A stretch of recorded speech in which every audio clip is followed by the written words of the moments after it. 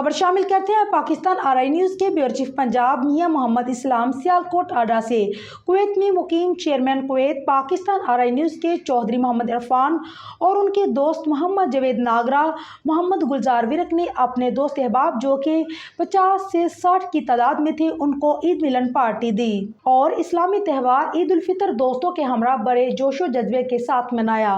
Chairman Kuwait और मोहम्मद गुलजार विरक और मोहम्मद जवेद नागरा ने अपने मुश्तरका बयान में कहा कि दोस्त अहबाब, करीबी रिश्तेदार और मुस्तक सफेदपोश अफराद की मदद बेलौस होकर कर देनी चाहिए। इससे खुदा और खुदा का रसूल राजी हो जाता है, जिससे आखिरत की मंजिलें आसान हो जाती हैं और आखिरत का खजाना भी बढ़ जाता है। इस्लामी त्यौहार के दिन इकट्ठे बैठकर खाना खाना भी सुन्नते रसूल है।